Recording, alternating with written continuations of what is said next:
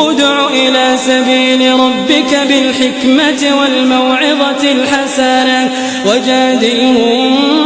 بالتي هي أحسن إن ربك هو أعلم بمن